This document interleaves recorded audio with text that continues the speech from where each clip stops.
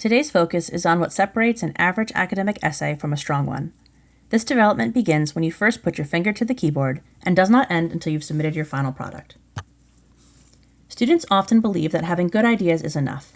However, strong academic writing requires unity, where everything connects to the thesis, coherence, where your ideas flow logically, development, where evidence is explained and synthesized, and mechanics and style, where you are professionally writing an academic presentation.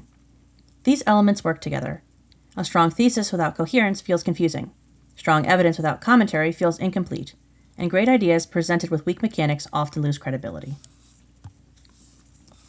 Unity means that your essay stays focused on proving one central argument that you clearly state in your thesis. Every body paragraph must connect directly back to the arguable thesis, and every paragraph should focus on one main idea related to that thesis. If a sentence does not support the paragraph's claim, it does not belong in that paragraph. If it does not support the thesis, it does not belong in your essay at all. Let's look at this example. Here we have the thesis statement: social media negatively impacts adolescent mental health by leading to higher levels of anxiety, increased social isolation, and exposure to traumatic content. A unified paragraph might focus specifically on anxiety that includes examples, evidence, and commentary. A non-unified paragraph might suddenly shift to advertising trends on Instagram, or not include evidence related to the argument of anxiety at all. This shift weakens unity. To ensure you have unity, ask yourself, if I remove this sentence, would my argument become clearer or weaker? If clearer, leave the sentence in. If weaker, remove it. Coherence means that your essay flows logically between ideas, paragraphs, and sentences. Your entire essay should be clearly organized by topic and show a strong progression in your argument. This means that each paragraph should be about one main idea, and your arguments should increase in power. Oftentimes, writers are encouraged to start with their weakest argument or evidence and build up from there. This isn't always the case, but it is a good way to start if you are new to writing higher-level academic content. You should also use transitions between ideas. This does not mean that every sentence, or even every paragraph, should include transition words, such as furthermore or as a result, but you do need to make sure that your audience understands when you are moving between topics or ideas. It should also be clear how each sentence in each of your body paragraphs connect. Again, do not use transition words in every sentence, but ensure that your thinking is clear.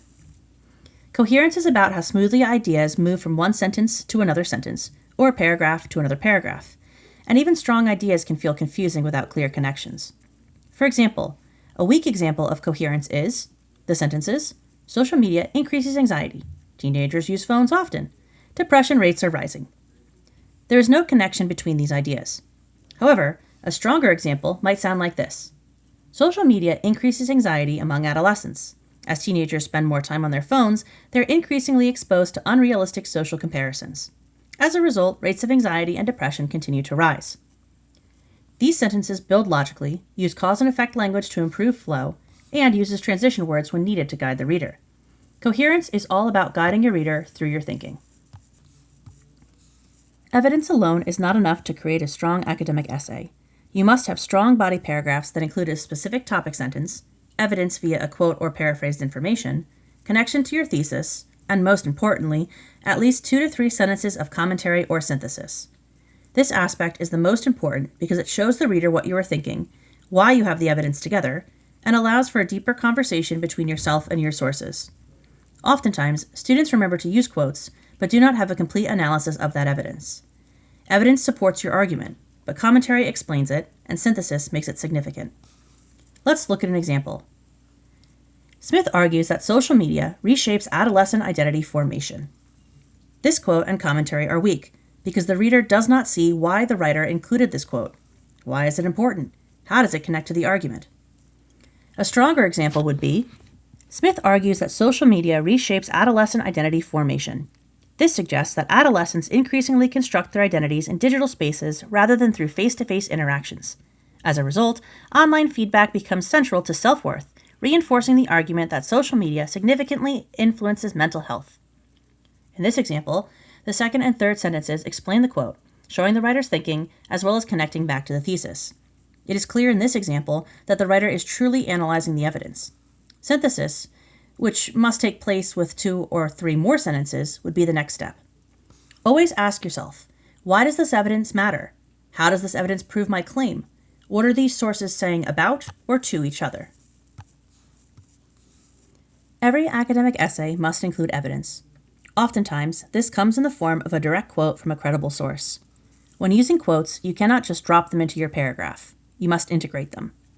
This requires introducing your quote using the author's name, source title, or transitions if you are talking about the same author from the sentence before. Then, you embed the quote into the sentence so that it does not stand alone. Finally, explain the quote using analysis, commentary, and/or synthesis. If you just said in the example, social media affects teens, it increases anxiety levels. Here you have a dropped quote. There is no introduction, the quote is not embedded, and there is no explanation. However, if you said this example, according to Smith, social media increases anxiety levels, particularly among adolescents who engage in constant social comparison. Here you have an integrated quote. It is introduced using the author, it is embedded into the sentence, and you commented on the quote based on what you read in the source. You should always think of the quote as part of your sentence, not separate from it. Make sure you read the sentence aloud as well. If it sounds choppy, it often needs revision. Synthesis is an advanced form of academic writing, but one that is required at the college level. It means bringing sources into conversation with each other. Imagine it as having a dinner party where you are sitting at the same table as the authors. What are they saying to each other about the subject? What do they agree on, disagree on? A weak essay often just includes a summary of source A, Smith says, and then a summary of source B, Johnson says. This is weak and does not demonstrate how the content and thoughts of each author relates to each other or your argument, thus making your argument weaker and less significant to the academic community. A strong synthesis would be something like this. While Smith argues that social media increases anxiety through social comparison, Johnson emphasizes the role of algorithmic reinforcement in amplifying that anxiety. Together, these perspectives suggest that both user behavior and platform design contribute to negative mental health outcomes. This example shows the writer connecting the ideas of Smith and Johnson. It creates a deeper insight to the argument and strengthens unity and development. It shows critical thinking and importance in just 2 sentences. Academic style affects credibility, unity, and coherence. If you use a formal tone, precise and specific language, a clear sentence structure, and correct punctuation and capitalization, you demonstrate that you are capable of writing to the level of your academic peers. This means that you should avoid phrases like, I think, or overgeneralizations such as all or everyone. Make sure you edit from run-on sentences and fragments. Avoid contractions such as can't, and avoid slang or text language. You always want to make sure that you do not use personal pronouns such as I, you, and we as well. If you want strong writing, you need a clear argument and structure, plus professional language and an analytical purpose. Each body paragraph, or any paragraph that follows the introduction other than conclusion, should follow a clear structure. The topic sentence introduces the paragraph's claim. Evidence supports that claim. Analysis explains how that evidence proves the thesis. This order is important as it starts broad, narrows, and then explains. Many students include evidence but forget analysis, so ensuring that you follow this order guarantees that your analysis is where your thinking appears. One way to remember this is the acronym PIE, P-I-E. Although some college courses require the use of APA citations, we will focus on MLA. This style of citing sources requires that you follow a very specific set of rules, including those for citing your sources in your essay within your body paragraphs.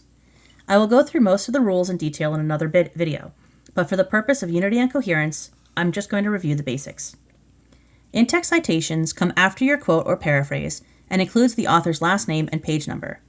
Notice that there is no comma between the author and page number, and there is no P before the page number. The quote goes inside quotation marks, where the end quotation mark comes before the in-text citation. If you are paraphrasing the information, no quotation marks are needed, but the in-text citation still is. Any ending punctuation, a period, exclamation mark, or question mark, comes after the in-text citation. Finally, do not forget to introduce your quote using a signal phrase. If you introduce it using the author's last name, then your in-text citation just includes the page number. Other signal phrases could be, the author argues, the author suggests, or according to the author. Remember, the purpose of signal phrases is to introduce authority, improve flow, and strengthen academic tone. Check out the example on this page. This final checklist for academic writing ensures that every paragraph supports your thesis, your ideas flow logically, You explained your evidence, you synthesized your sources, your MLA citations are correct, and your tone was formal and precise. Remember, unity keeps the essay focused, coherence guides the reader, commentary demonstrates critical thinking, synthesis elevates the argument, and mechanics and style build credibility. The goal of English 101 is not just to write essays.